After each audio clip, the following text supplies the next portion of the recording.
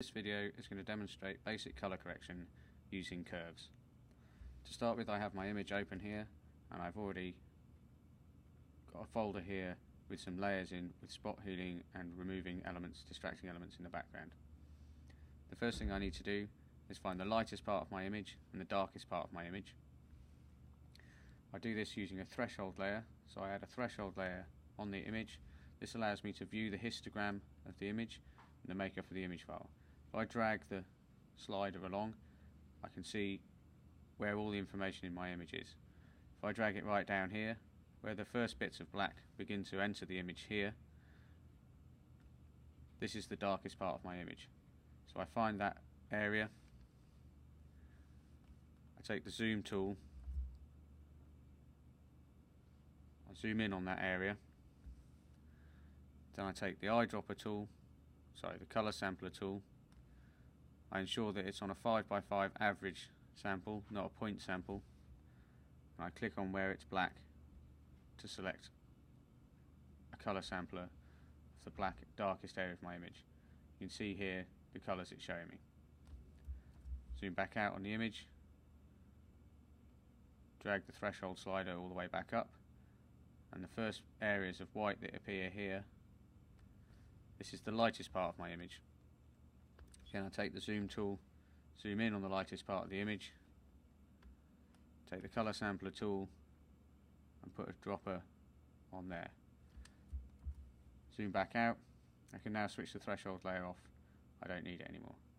Now I have two colour samplers, one in the darkest part of the image, one in the lightest part of the image. I'm going to use this to neutralise the highlight area and neutralise the shadow area. Give me a good starting point, and also to ensure that my printing is within bounds. So the numbers appear here in the info panel, and this is telling me the colour makeup of those particular points.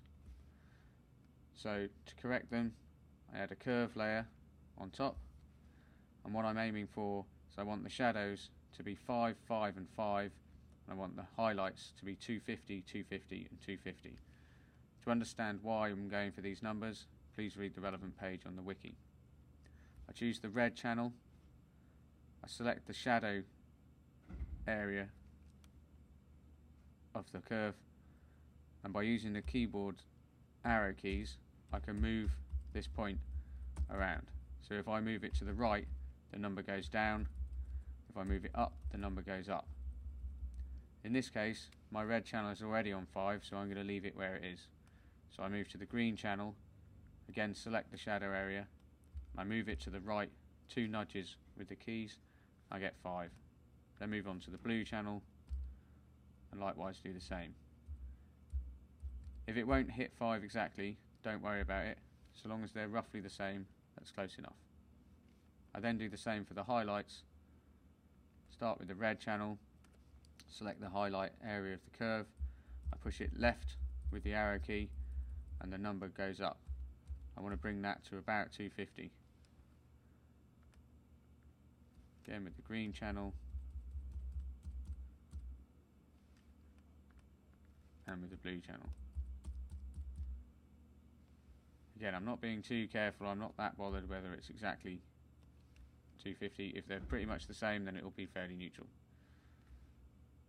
Once I've done that, that's set my highlight and my shadow area to be neutral. The image still needs a lot of work doing to it though, and that's the rest of the image is the midtones. With the midtones, we can see on the RGB version of the curve what the curves have done and how we've changed the image. To correct the midtones, what I'm going to do is add another curve layer here. I'm going to use the grey eyedropper tool from the curve layer, and I'm going to click somewhere on the image that I think should be grey. So I click on the rock there, and I'm saying that's grey. So what Photoshop is doing is it's making that point a neutral point.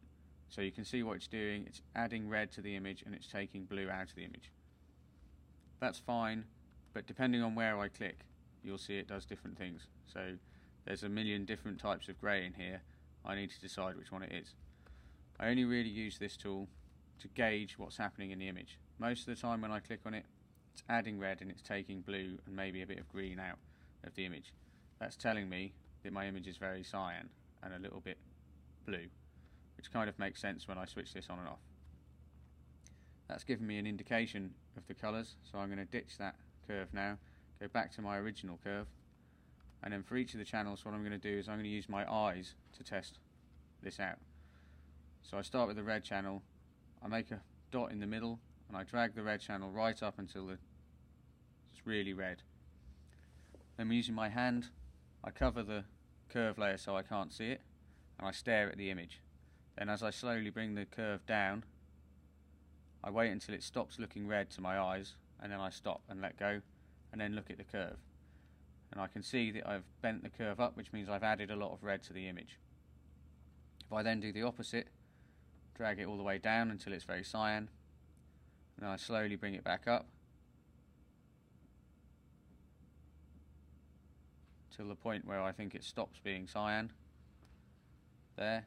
And again I see the shape of the curve, and what's happened is it's gone up. So if they're both curved up, then I need to add red to the image, and so I'm going to go somewhere in between where the two curves were, which is about there on my red channel.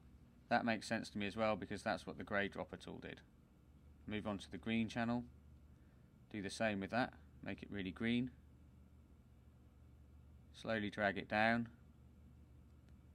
staring at the image until it stops looking green, about there. That's actually bang in the middle, exactly where it was. Do the opposite, make it really magenta, stare at the image, drag the curve back up till it stops looking magenta, about there, just below the curve. So somewhere in between the two is about there. That's probably where the green wants to be. And again, I saw that happen in the grey dropper tool. Go to the blue channel, do the same, make it very blue, look at the image, slowly bring the blue curve down while I'm looking at the image till it stops appearing to be blue. Just bent slightly down, so I've pulled some blue out of the image. And again do the opposite, make it really yellow. Slowly drag the curve back up until it stops looking yellow. About there. Slightly down again. So again I'll choose somewhere in between the two. Then I'm fairly sure that using my eyes I've neutralised the image. And if I look at the overall, what's happened, I've added some red, taken some blue out, and I've taken a tiny bit of green out, which is exactly what the grey dropper tool was telling me in the first place. So I've used two tools to get the same result, but now I'm fairly sure this is a relatively neutral image. A neutral image is not necessarily a finished image and a good image, but it's a good place to start, and I've done it all with one curve, so I'm going to call basic colour.